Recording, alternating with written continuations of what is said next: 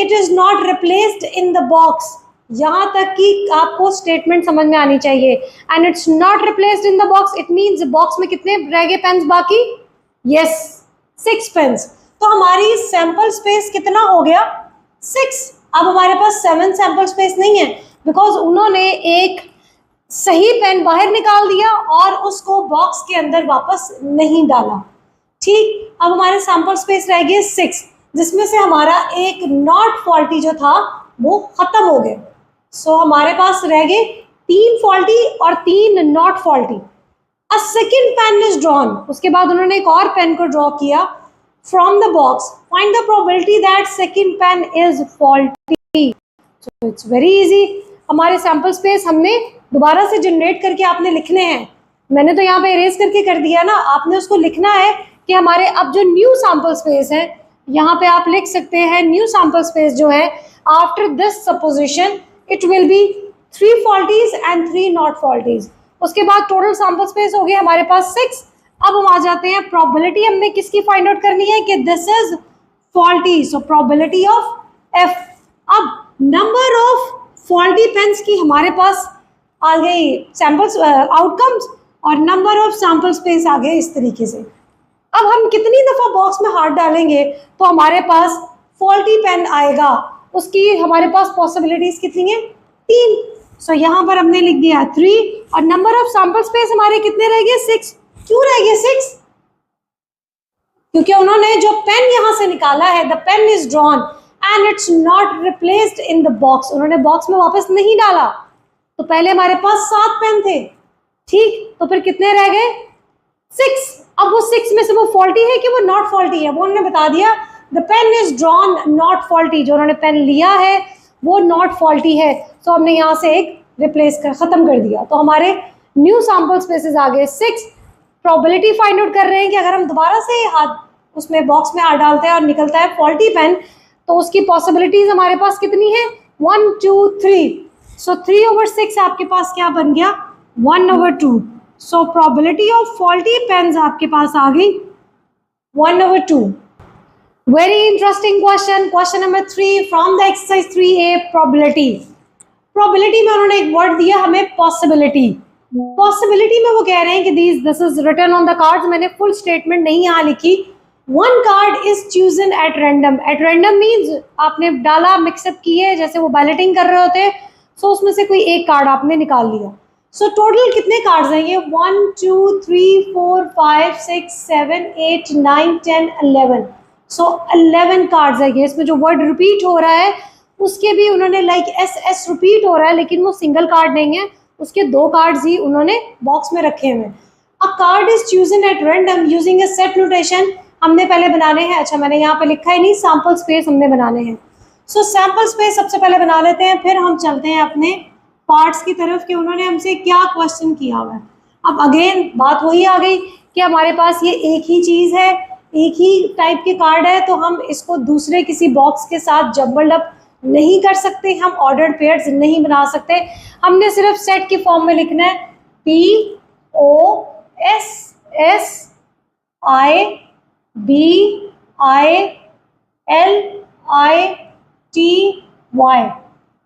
कोई अल्फाबेट मेरा बड़ा हो गया और कोई छोटा हो गया, ठीक है। यहाँ मैंने सारे कैपिटल लिखे, लेकिन यहाँ पे आई मिक्सअप हो रहा है टी के साथ, सो मैंने वहाँ पे ज़रा डॉट फॉर्म में उसको लिख दिया है कि हमें जब क्वेश्चन में आएगा तो हमें थोड़ा इजी रहे उसको फाइंड आउट करने में, मिक्सअप ना हो जाए, ठीक है। अब वो कह रहे हैं कि सैंपल स्पेस बन गए सेट नोटेशन की फॉर्म में। Now find the probability. Number 1 आपके पास है कि आपके पास एस आएगा, जब आप वो कार्ड उठाएंगे तो कितनी पॉसिबिलिटीज हैं कार्ड के ऊपर आएगा। एस अल्फाबेट का कार्ड आपके पास आएगा। दोबारा से क्वेश्चन को देख लेते हैं। 1 card is chosen at random, तो उस कार्ड के ऊपर फाइंड प्रोबेबिलिटी आपने करनी है कि इन सब में से जब आप कार्ड चूज करेंगे तो वो एस कार्ड आएगा। सो उसकी पॉसिबिलिटी क्या है? सबसे पहले हम देख रहे हैं प्रोबेबिलिटी ऑफ एस की हमने फाइंड आउट करनी है। सो नंबर ऑफ सैंपल, इसके नंबर ऑफ आउटकम्स हमने देखने हैं, एस के कितने हैं, और नंबर ऑफ सैंपल स्पेस। अच्छा ये कितने हमने फाइंड आउट किए थे? 11। सो टोटल ये नंबर हमारे पास है 11।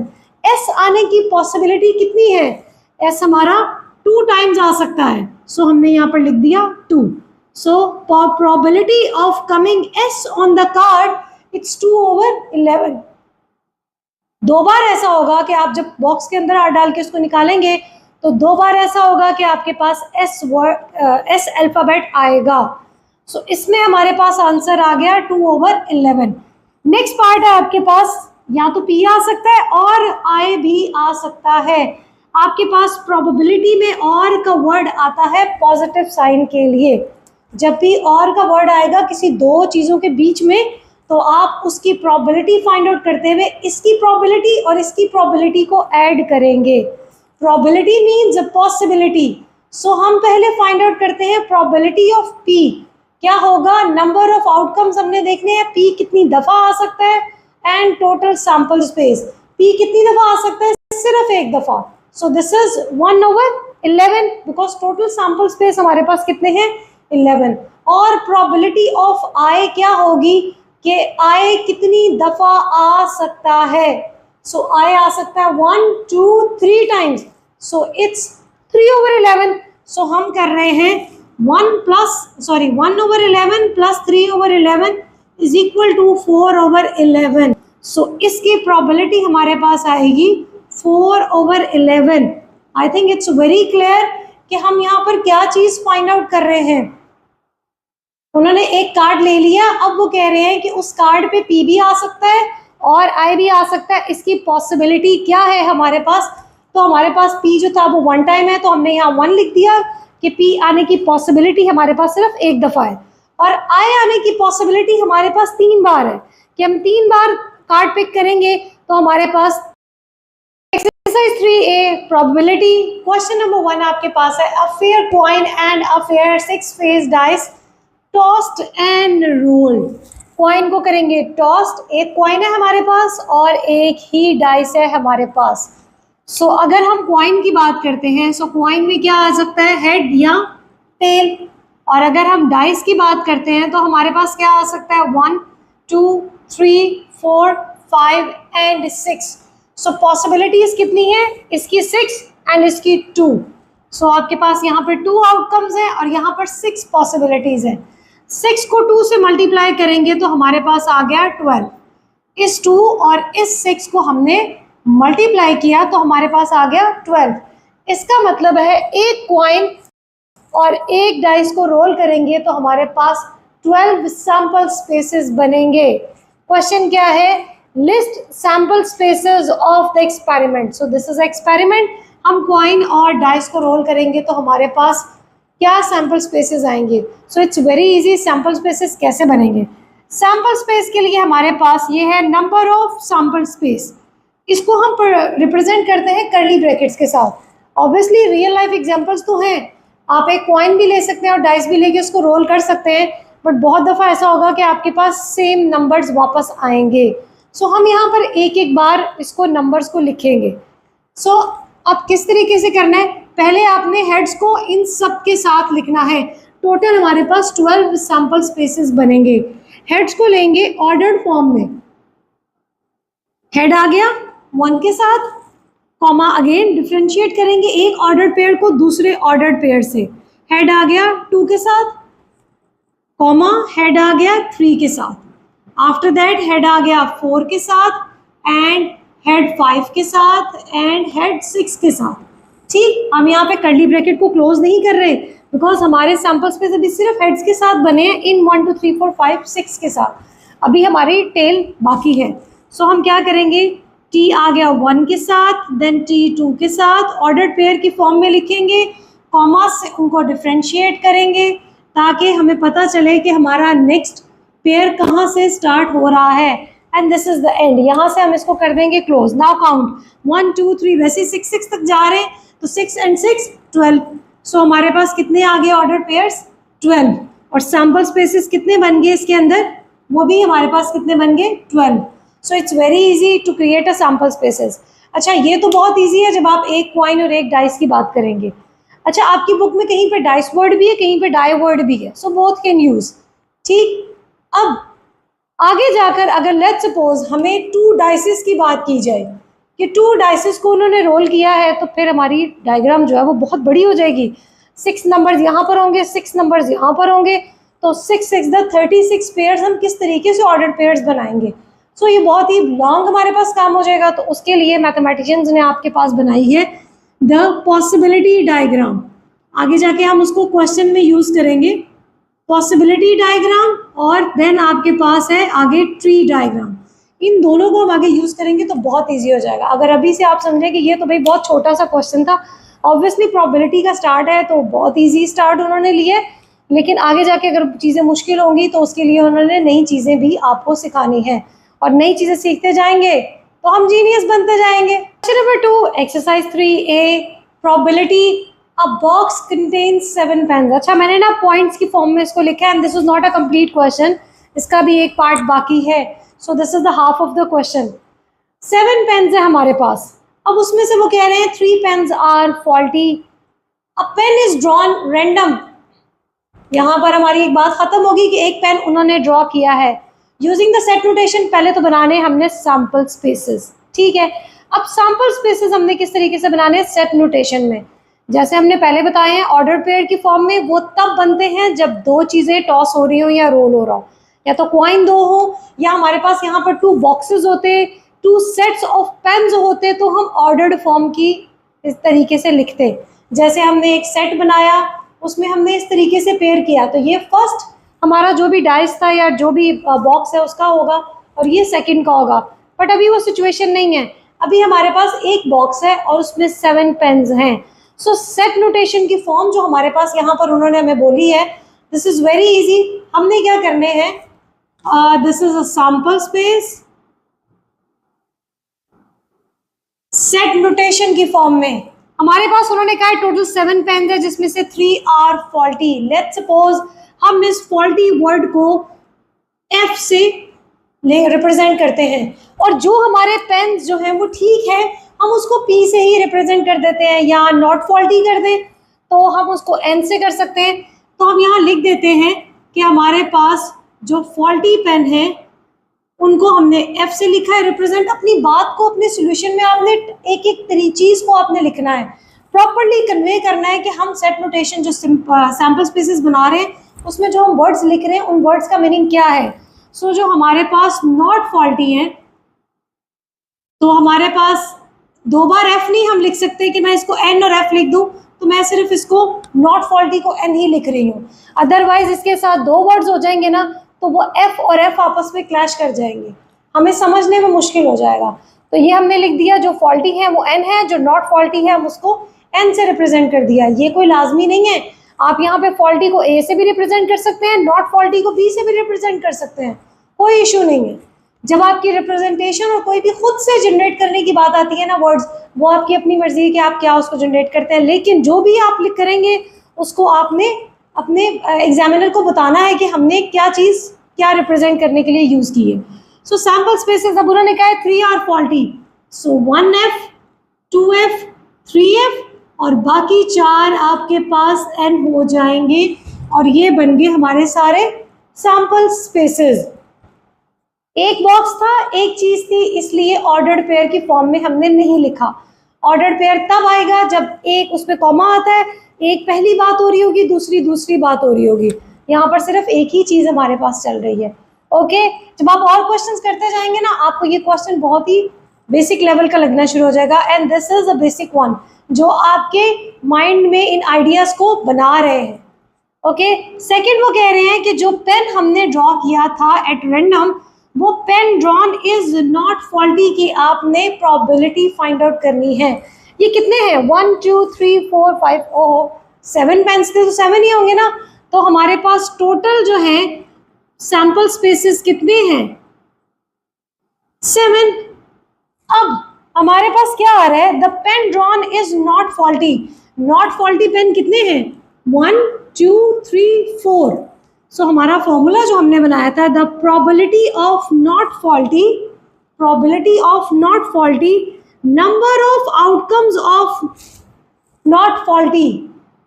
नंबर ऑफ आउटकम्स कितने हैं हमारे पास नॉट फॉल्टी के, 4, and number of sample spaces. So 4 हमारे पास है नंबर ऑफ नॉट फॉल्टी, कि जब हम ड्रॉ करेंगे तो हमारे पास 4 ऐसी पॉसिबिलिटीज हैं कि वो नॉट फॉल्टी पेन निकलेगा। हमने बॉक्स के अंदर हाथ डाला, पेन को बाहर निकाला, तो क्या हुआ आगे से? 4 दफा ऐसा होगा कि वो नॉट फॉल्टी निकलेगा, बिकॉज अंदर 4 ऐसे पेन हैं जो फॉल्टी नहीं हैं। क्लियर? और टोटल हमारे पास सैंपल स्पेसेस कितने हैं? 7, क्योंकि टोटल 7 पेन्स हैं। And this is and. कोई इतनी मुश्किल बात नहीं है, लॉजिकली आपने चलना है। आपने एक बॉक्स अगर लेना है तो बॉक्स लेके उसके अंदर पेन्स डालें, फॉल्ट निकालेंगे तो आपके पास 4 बार ऐसी सिचुएशन आएगी कि पेन जो है वो नॉट फॉल्टी निकलेगा। तो हमारे number of not faulty pens कितने हैं? 4। आई टोल्ड यू कि हमने हाफ क्वेश्चन वो डन किया है। सो नेक्स्ट पार्ट हमारे पास क्या है? Suppose the first pen is drawn not faulty. उन्होंने आपसे कहा है सपोज कर लें कि अगर हमने बॉक्स में से एक पेन निकाला है और वो नॉट फॉल्टी नहीं था, मतलब वो ठीक पेन था, and it is not replaced in the box. यहाँ तक कि आपको स्टेटमेंट समझ में आनी चाहिए। And it's not replaced in the box, it means box में कितने रह गए पेन्स बाकी? Yes, 6 pens. तो हमारी सैंपल स्पेस कितना हो गया? 6। अब हमारे पास 7 सैंपल स्पेस नहीं है, बिकॉज उन्होंने एक सही पेन बाहर निकाल दिया और उसको बॉक्स के अंदर वापस नहीं डाला। ठीक, अब हमारे सैंपल स्पेस रह गए 6, जिसमें से हमारा एक नॉट फॉल्टी जो था वो खत्म हो गया। सो हमारे पास रह गए 3 फॉल्टी और 3 not faulty. A second pen is drawn. उसके बाद उन्होंने एक और पेन को ड्रॉ किया from the box. Find the probability that second pen is faulty. So it's very easy. हमारे सैंपल स्पेस हमने दोबारा से जनरेट करके आपने लिखने हैं। मैंने तो यहाँ पे इरेज करके कर दिया ना, आपने उसको लिखना है कि हमारे अब जो न्यू सैंपल स्पेस है, यहाँ पे आप लिख सकते हैं न्यू सैंपल स्पेस जो है, after this supposition it will be 3 faulties and 3 not faulties. उसके बाद टोटल सैंपल स्पेस हो गया हमारे पास 6। अब हम आ जाते हैं प्रोबेबिलिटी हमने किसकी फाइंड आउट करनी है कि this is faulty. So probability of F। अब नंबर ऑफ फॉल्टी पेन्स की हमारे पास आ गई सैंपल्स आउटकम्स, और नंबर ऑफ सैंपल स्पेस आ गए इस तरीके से। अब हम कितनी दफ़ा बॉक्स में हाथ डालेंगे तो हमारे पास फॉल्टी पेन आएगा, उसकी हमारे पास पॉसिबिलिटीज कितनी है? 3। सो यहाँ पर हमने लिख दिया 3, और नंबर ऑफ सैंपल स्पेस हमारे कितने रह गए? 6। क्यों रह गए 6? क्योंकि उन्होंने जो पेन यहाँ से निकाला है, the pen is drawn and it's not replaced in the box. उन्होंने बॉक्स में वापस नहीं डाला। तो पहले हमारे पास 7 पेन थे, ठीक, तो फिर कितने रह गए? 6। अब वो 6 में से वो फॉल्टी है कि वो नॉट फॉल्टी है, वो उन्होंने बता दिया। The pen is drawn not faulty. जो उन्होंने पेन लिया है वो नॉट फॉल्टी है, तो हमने यहाँ से एक रिप्लेस कर खत्म कर दिया। तो हमारे न्यू सैंपल स्पेसेस आ गए 6। प्रोबेबिलिटी फाइंड आउट कर रहे हैं कि अगर हम दोबारा से हाथ उसमें बॉक्स में हाथ डालते हैं और निकलता है फॉल्टी पेन, तो उसकी पॉसिबिलिटीज हमारे पास कितनी है? 1, 2, 3। सो 3/6 आपके पास क्या बन गया? 1/2। So probability of faulty pens आपके पास आ गई 1/2। Very interesting question. Question number 3 from the exercise 3A probability. Probability में उन्होंने एक वर्ड दिया हमें पॉसिबिलिटी। पॉसिबिलिटी में वो कह रहे हैं कि this is written on the cards. मैंने फुल स्टेटमेंट नहीं यहाँ लिखी। 1 card is chosen at random. At random means आपने डाला, मिक्सअप किए, जैसे वो बैलेटिंग कर रहे होते हैं। सो उसमें से कोई एक कार्ड आपने निकाल लिया। सो टोटल कितने कार्ड्स हैं ये? 1, 2, 3, 4, 5, 6, 7, 8, 9, 10, 11। सो 11 कार्ड्स है ये। इसमें जो वर्ड रिपीट हो रहा है उसके भी उन्होंने लाइक एस रिपीट हो रहा है, लेकिन वो सिंगल कार्ड नहीं है, उसके 2 कार्ड्स ही उन्होंने बॉक्स में रखे हुए। अ card is chosen at random using A set notation. हमने पहले बनाने हैं, अच्छा मैंने यहाँ पे लिखा ही नहीं, सैंपल स्पेस हमने बनाने हैं। सो सैंपल स्पेस सबसे पहले बना लेते हैं, फिर हम चलते हैं अपने पार्ट्स की तरफ कि उन्होंने हमसे क्या क्वेश्चन किया हुआ है। अब अगेन बात वही आ गई कि हमारे पास ये एक ही चीज़ है, एक ही टाइप के कार्ड है, तो हम इसको दूसरे किसी बॉक्स के साथ जम्बल्ड अप नहीं कर सकते, हम ऑर्डर्ड पेयर्स नहीं बना सकते। हमने सिर्फ सेट की फॉर्म में लिखना है POSSIBILITY।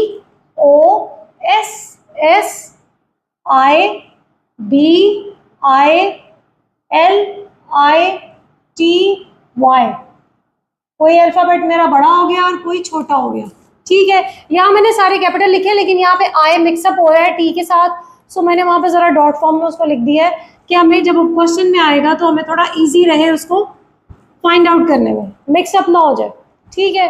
अब वो कह रहे हैं कि सैंपल स्पेस बन गए सेट नोटेशन की फॉर्म में। Now find the probability. Number 1 आपके पास है कि आपके पास एस आएगा। जब आप वो कार्ड उठाएंगे तो कितनी पॉसिबिलिटीज हैं कि एस कार्ड के ऊपर आएगा, एस अल्फाबेट का कार्ड आपके पास आएगा। दोबारा से क्वेश्चन को देख लेते हैं।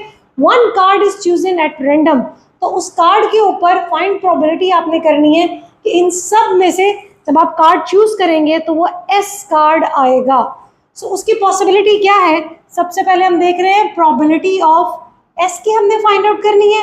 सो नंबर ऑफ सैंपल, इसके नंबर ऑफ आउटकम्स हमने देखने हैं, एस के कितने हैं और नंबर ऑफ सैंपल स्पेस। अच्छा ये कितने हमने फाइंड आउट किए थे, 11। सो टोटल ये नंबर हमारे पास है 11।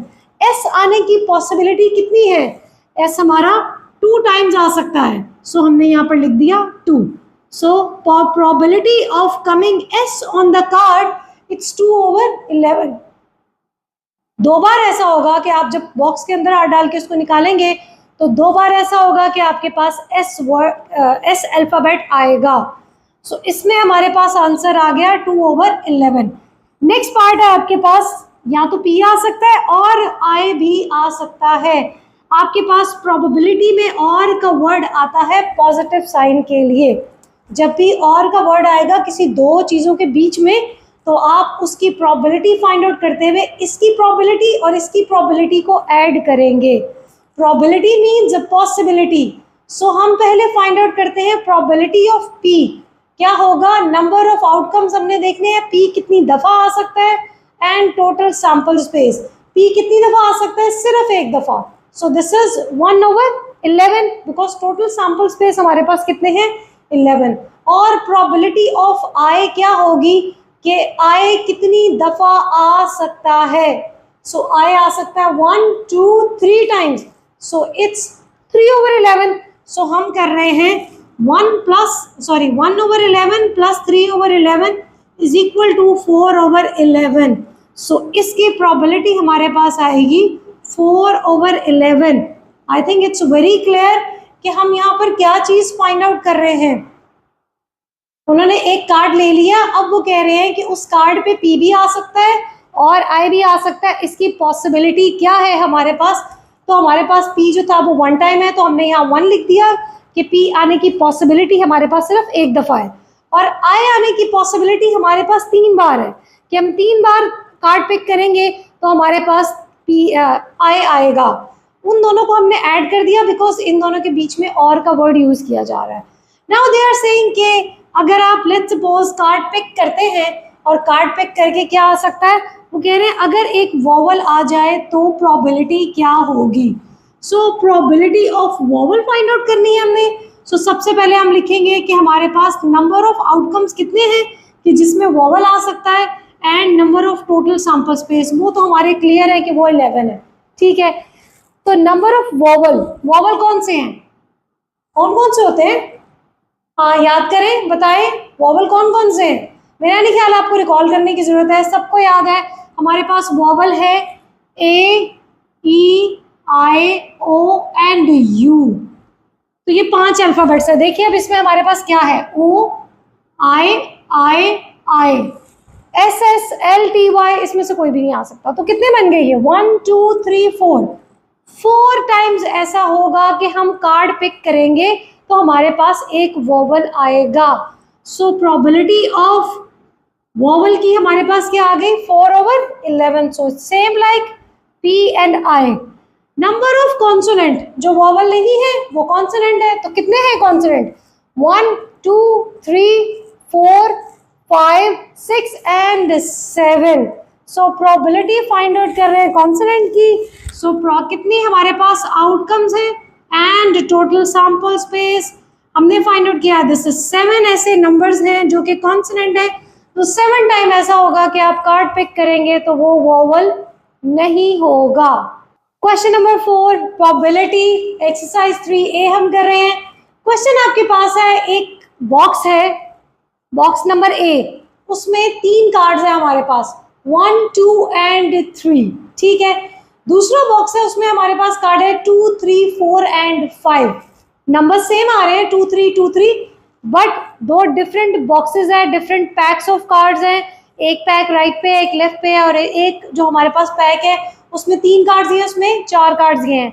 बहुत इजी क्वेश्चन है, बहुत ध्यान से इसको देखिएगा, बिल्कुल भी अपना इंटरेस्ट लूज नहीं होने दें। आपके सिर्फ 2 से 3 मिनट लगेंगे और आपको ये क्वेश्चन इतना अच्छा समझ में आ जाएगा कि बाकी आप कभी भी इसको भूल नहीं सकते। ठीक, बहुत ध्यान देने की जरूरत है। अ कार्ड चूजन एट रैंडम, एक कार्ड उन्होंने चूज किया है। पॉसिबल आउटकम्स, पहले हमने इसके बनाने हैं पार्ट ए में पॉसिबल आउटकम्स। पॉसिबल आउटकम्स का क्या मतलब है? आई थिंक अभी तक आपको समझ आ चुका होगा जिन्होंने क्वेश्चन नंबर 1, 2, 3 तक कर लिया है। क्वेश्चन नंबर 4 तक outcomes mean the sample spaces. Sample spaces बनाने के लिए अब तो भाई ये दो आ गए हमारे पास। पिछले जितने क्वेश्चंस थे 2 और 3, उन दोनों में सिर्फ एक एक हमें बॉक्स दिया जा रहा था और उसके अंदर हमें चीजें प्रोवाइड की थी, तो हमने उसको एट रैंडम फाइंड आउट करना था क्या हमने पिक किया है। बट यहाँ पर 2 बॉक्स हैं। जब भी आपके पास 2 चीजें आ जाती हैं तब बनती है आपके पास the possibility diagram. It's very easy. Possibility diagram बहुत इजी है, बहुत से भी ज्यादा इजी है। आपने सिर्फ खेलना है।